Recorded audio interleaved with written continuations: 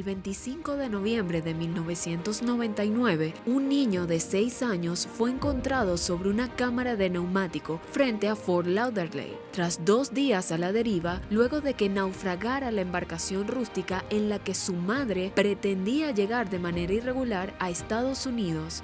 Supuestos familiares y políticos de extrema derecha intentaron secuestrarlo en la Florida, pero en apenas días, el líder de la revolución cubana, Fidel Castro, prometió a su padre volcar a la nación entera a reclamar por el regreso de su hijo. ¿Regresan al niño o dejamos de existir?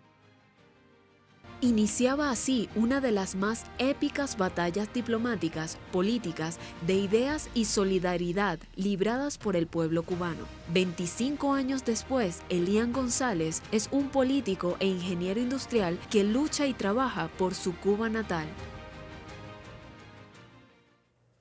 Y Elian González nos acompaña hoy en los estudios centrales de Telesur. Bienvenido. Un gusto, todo un placer estar con ustedes. Elian, ¿qué piensas cuando ves esas imágenes de nuevo? Bueno,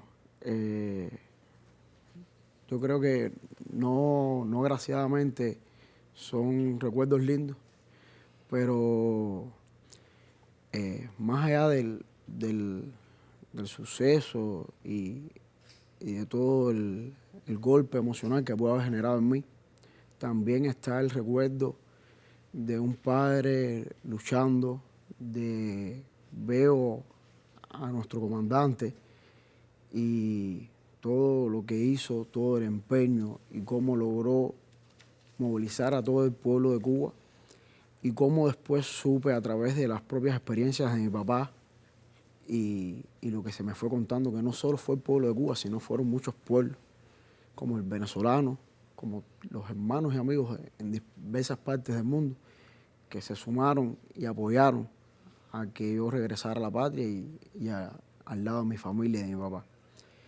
Y después de haber olvidado ese suceso y haber vivido todo esto posteriormente, de poder ver cómo en torno a algo tan que yo tal vez lo apreciara como insignificante porque era un niño normal como cualquier otro, y cómo tantas personas y cómo todo un pueblo se buscara eso, también me da más que esa tristeza, la alegría de tener un pueblo y saber que existen tantas buenas personas alrededor del mundo que son capaces de por pequeñas causas, por un niño, alzar sus voces y tornar su esfuerzo.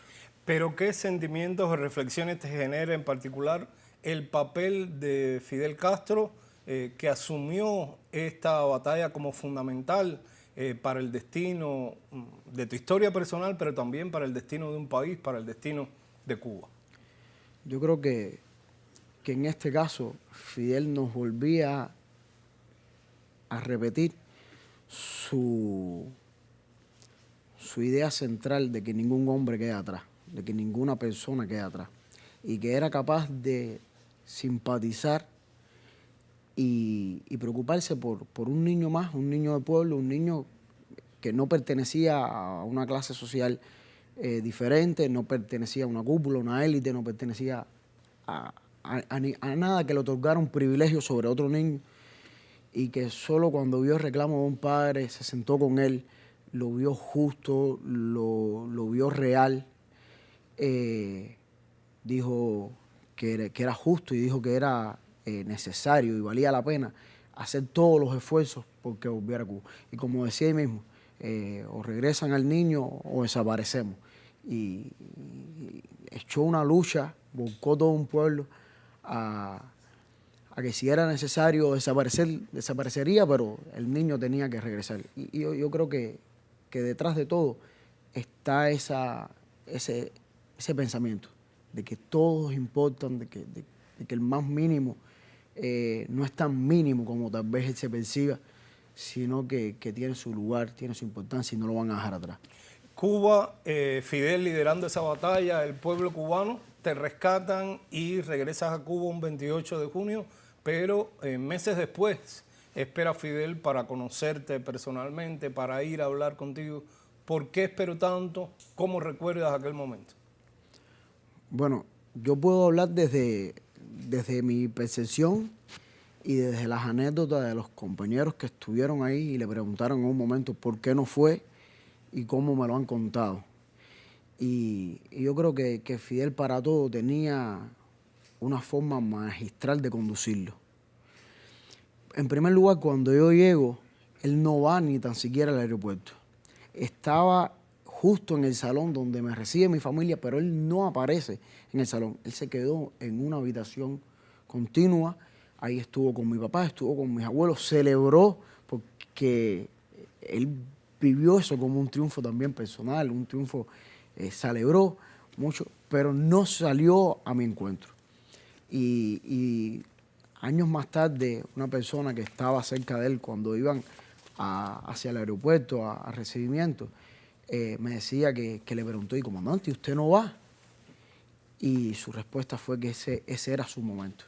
Era el momento del niño, de la familia. La prensa internacional, la prensa cubana, tenía que verlo a él, visibilizarlo solo a él. En ese caso a mí, a mi familia. Y yo creo que eso es lo que nos va enseñando el comandante, que él sabía a cada cual darle su lugar. Y no quería también que su figura me impresionara en ese momento. Sabía que me habían hablado muchas cosas malas de él en Estados Unidos. A mí me habían dibujado a un Fidel que era un monstruo, el diablo. Y cuando vuelvo y me encuentro con mi papá empieza a hablarme de un amigo que era el que estaba haciendo posible que estuviésemos juntos. Ahí están las imágenes de ese encuentro. Decías en alguna oportunidad que todavía no sabías leer en aquellos primeros momentos, pero que ya estabas en primer grado y Fidel te regala un libro muy importante para la cultura, para la historia, para la vida de los cubanos.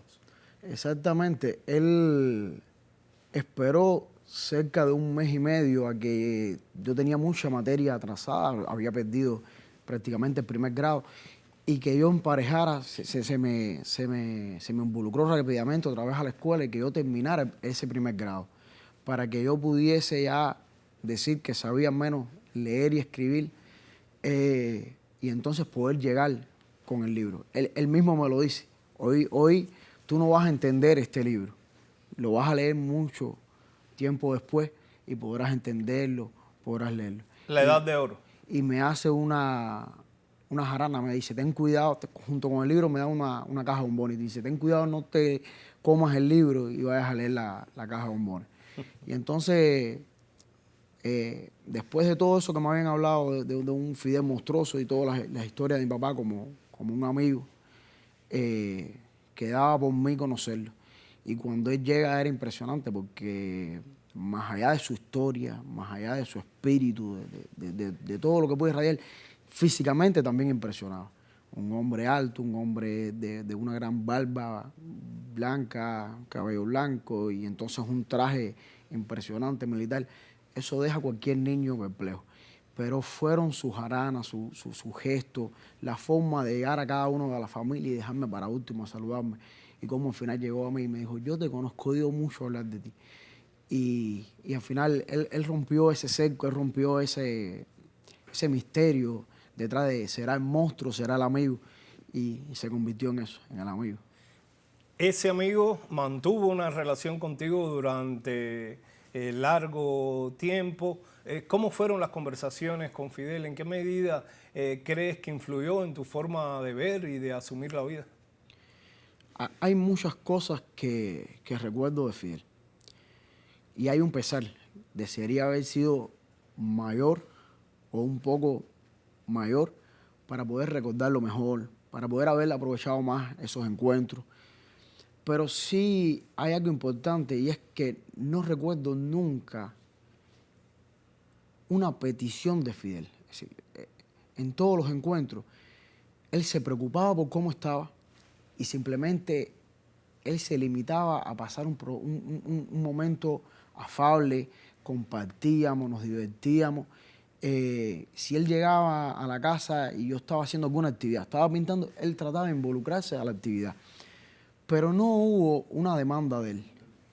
Como que no puedo decir que tengo, por concesión propia, quiero enorgullecerlo, quiero hacer muchas cosas porque creo que se lo debo, porque me hizo ser amigo, me hizo parte del pueblo de Cuba, me dio ese cariño que hoy veo en muchas partes, no solo de Cuba, sino del mundo, pero nunca hubo un requerimiento de él. En su último encuentro, yo muchas veces traté de insistirle, yo estaba a punto de iniciar la universidad y traté de insistirle en qué carrera estudiar, en que él me diera una guía, y siempre él desviaba la atención y me hablaba de otra cosa. Y yo creo que era eso. Él no quería incidir en mí, quería que escogiera por mí, quería dejarme libre. Sí me apoyó en todo. Si yo decidía, si un día él llegaba a la casa y yo estaba jugando béisbol, él trataba de que o mandarme una pelota, o un guante, o un profesor, y entonces que se desarrollara por ahí el talento, de potenciarlo.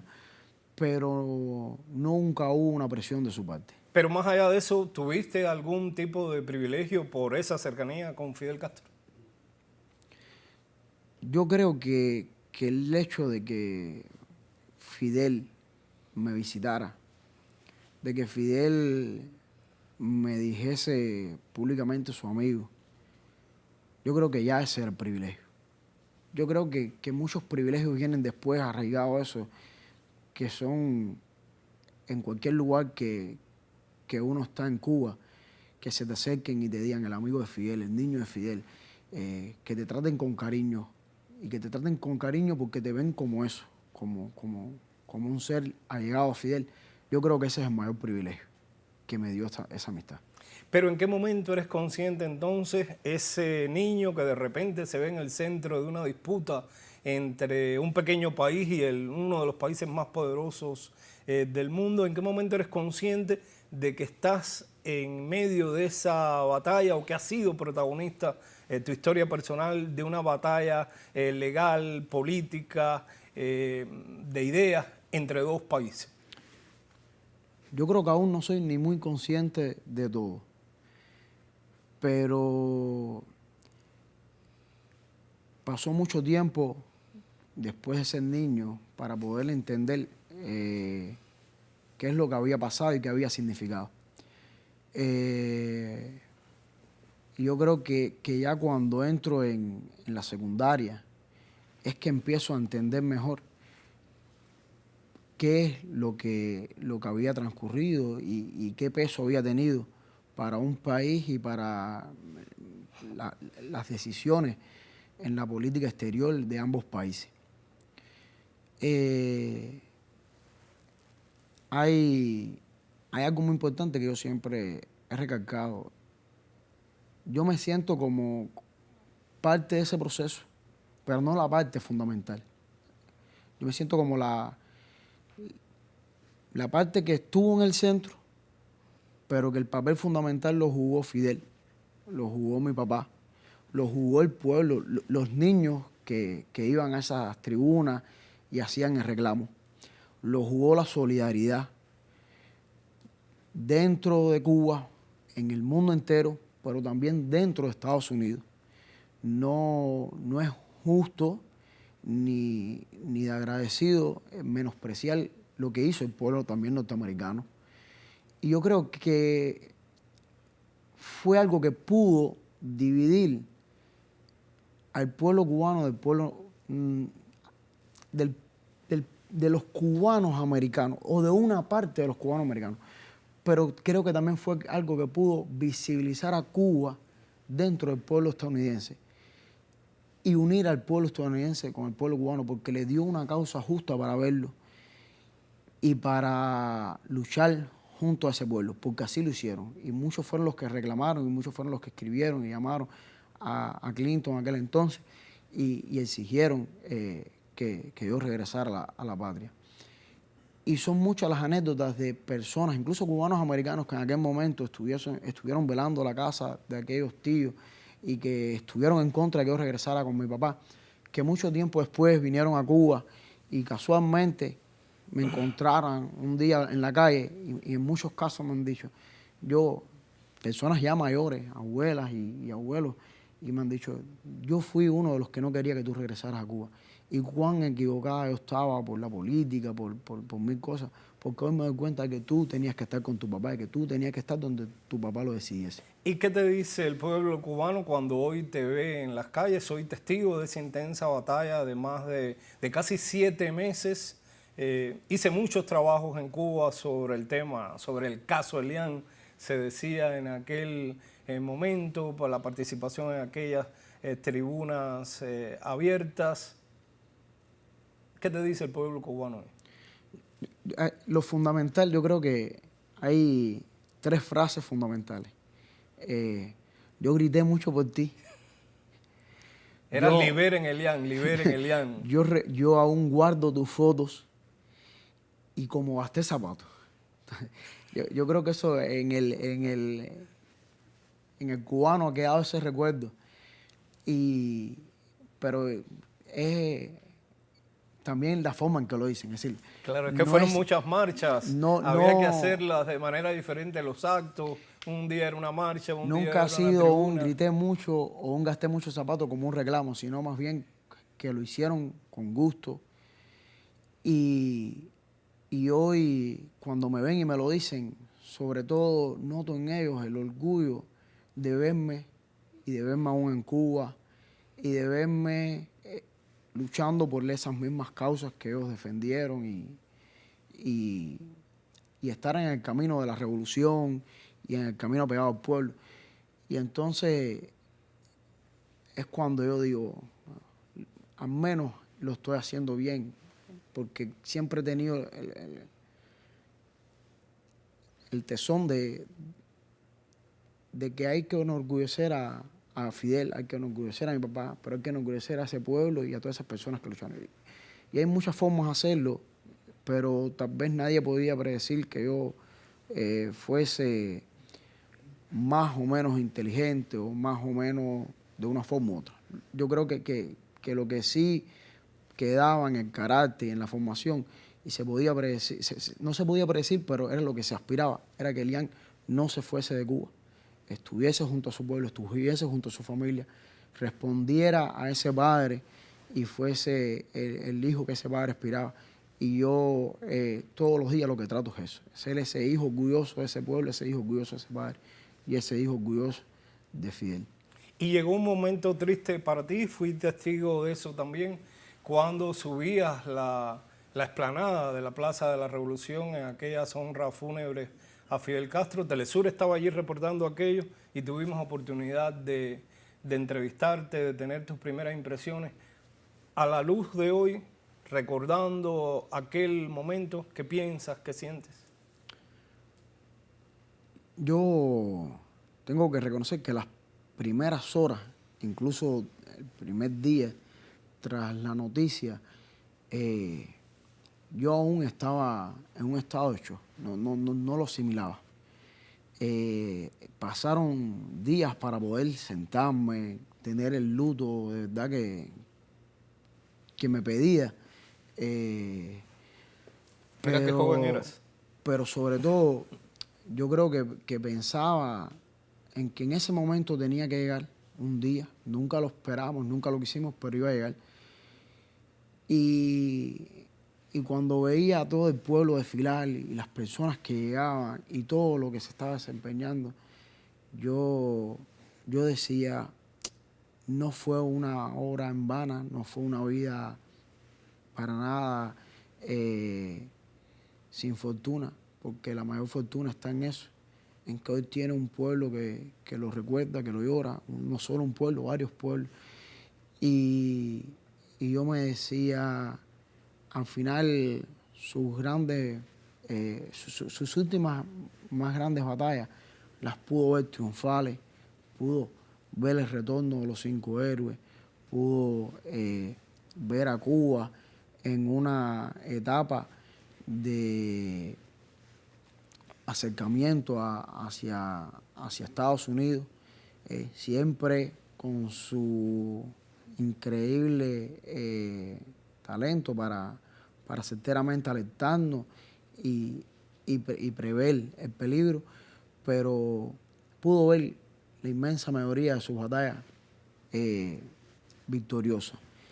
Y entonces también pensaba en cuán grande era que solo en películas de ficción o en ese tipo de espectáculos de cine podemos ver una aglomeración tan grande de personas despidiendo a un líder, despidiendo a una persona querida. Y Fidel lo logró hacer, no solo en Cuba, sino fuera de Cuba, que lo despidiera de esta forma. Y más allá de la política, ¿cómo ha influido en tu perspectiva de la vida, en tu resiliencia, el hecho de haber sido un niño rescatado de un naufragio en el mar y luego ser el centro de esta disputa, ser el protagonista de una disputa entre dos países? Yo creo que más que ser el centro de esa disputa o haber sobrevivido a eso, yo creo que cómo he sido y cómo me he desempeñado a futuro ha tenido mucho que ver con mi papá y cómo me ha enseñado a ser. Y decías la palabra, cómo me ha enseñado a mantener esa resiliencia y seguir por el camino del pueblo de Cuba, de no defraudarlo, del pensamiento del comandante, y en cada momento, por muy lindo que se pueda pintar otra cosa, por muy ostentoso que se pueda ver, siempre recordar qué pueblo fue el que luchó, cuánto le debo a ese comandante, cuánto le debo a mi papá, y saber dónde tengo que estar y dónde tiene que estar mi firmeza, dónde tienen que estar mis principios, a los cuales no puedo claudicar. Y yo a veces pienso, yo digo, hay muchas personas que incluso me lo han preguntado, ¿no crees que estarías mejor en Estados Unidos? ¿No crees que te fuese mejor? Y yo digo, tal vez económicamente sí, tal vez no, o tal vez estaría, no sé, no trato ni de pensarlo. Muchos apostaban a que te arrepintieras y quisieras algún día irte a Estados Unidos. ¿Por qué aferrarte a Cuba? Yo creo que el motivo más grande de aferrarme a Cuba es el amor que me ha dado el pueblo. Y es la historia que me ha tocado vivir de cerca de un comandante que lo pude tocar, que lo pude conocer, que pude saber de cuál era su desvelo, cuál era su causa. Hoy y nunca hemos tenido la revolución perfecta o perfectible que él deseaba, pero sé cuál era su deseo. Y yo creo que era justo y que era moralmente correcto. Y por eso es que yo me aferro a esa idea. Y me aferro que en la conquista de eso es lo que tenemos que seguir luchando. ¿Eres feliz en Cuba? Sí, soy feliz en Cuba. Muchos están cazando que tú digas que estás inconforme con la situación en Cuba, es compleja, y que tú digas algo para decir, Elian ya se quebró. No, eso pasa a diario. Y yo sé, yo sé porque lo vivo, lo que hoy vive cada cubano. Y yo soy un doliente de la situación electroenergética y de todas las situaciones que tenemos. Pero vuelvo atrás a la esencia y sé también que eso no es lo que quiere la revolución, esa no es la idea del comandante. Y que hay mucho por transformar, por mejorar, para llegar al estado deseado. Sé detrás de cada quien está la culpa de que estemos así. Venezuela lo ha vivido también. Sanciones, bloqueos, medidas. Un grupo de políticas de asfixia que nos han llevado a estar en ocasiones mejor. Vamos saliendo del bache, pero viene una nueva y vuelves atrás. Pero si algo yo tengo en Cuba, que es la felicidad de mi familia, de tener a mi hija junto a mí, de criarla sobre esos mismos principios que me criaron a mí. Y a veces porque no es que cuando te lo preguntan siempre no salta la duda, sino salta el pensar. ¿Podía haber estado mejor? Sí, tal vez. Económicamente, tal vez. Pero hubiese sido feliz con esa economía, hubiese sido feliz con eso. Yo soy muy feliz con el reconocimiento del pueblo. Y yo soy muy feliz no con que se me dé algo o que el pueblo me dé algo, sino con que cuando alguien dice es bueno, salió bueno, y me ven por las calles caminando entre ellos y dicen podría estar en otro lugar, y que sé que eso al pueblo le reconforta, que uno siga ahí junto con ellos. Yo creo que eso es lo que también me reconforta a mí para seguir ahí. De cualquier manera, migrar es un derecho de los seres humanos, pero es también hoy uno de los temas fundamentales en las agendas de la geopolítica mundial, y particularmente en Venezuela, niños y niñas han sido separados recientemente por políticas impulsadas por el mismo país que un día intentó separar a tu familia. ¿Cuál es tu mensaje a esas familias que intentan reunificarse hoy, a esos que luchan hoy en Venezuela porque regresen sus niños, sus niñas? Está el caso de Maikeli González, que impulsó una lucha muy similar a la que protagonizó el pueblo cubano porque tú regresaras junto a tu padre. Hay dos cosas importantes. Como lo decía, la emigración es un derecho. Ahora, Cuba, Venezuela, otros países se ven obligados a una migración muy diferente.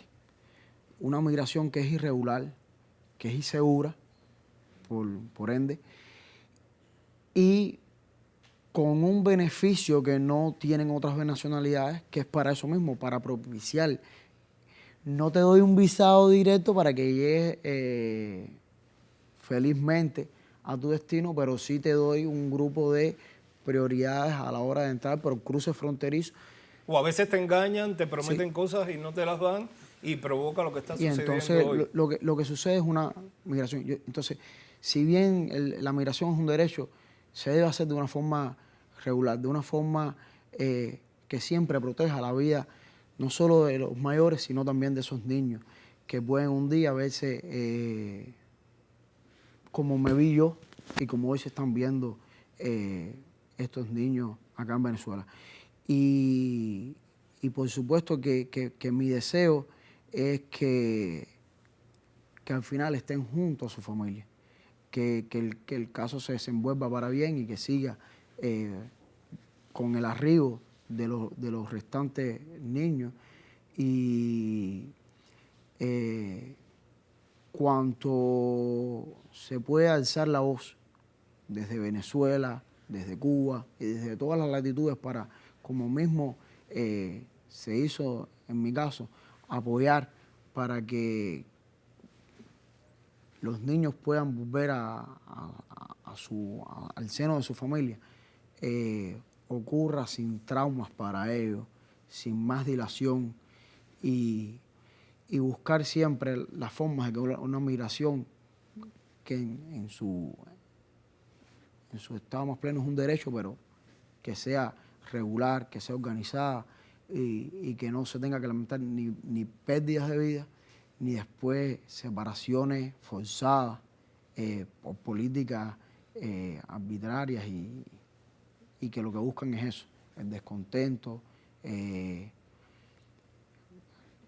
machacar a un pueblo como aquel caso fue conmigo y hoy es con el interés de golpear los intereses y el estado moral del gobierno y del pueblo venezolano.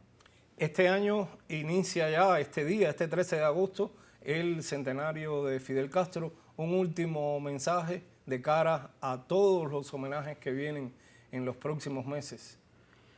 Yo creo que el centenario es el momento justo para no dejar caer el pensamiento de Fidel.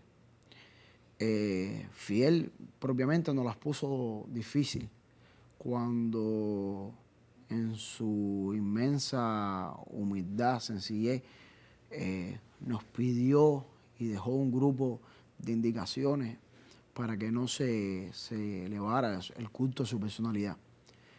Pero yo creo que sí es necesario recordarlo y llevar al mundo entero su pensamiento. Y siempre hay algo que yo creo que es la clave fundamental para esto, y es ir a la esencia del Fidel humano. Ese Fidel que se logra incluso en las anécdotas con Chávez, que son anécdotas tan humanas, tan llenas de felicidad, de picardía, de amistad, porque yo creo que los libros tienen que enseñarnos al político, al estratega, al hombre que llegó a la historia.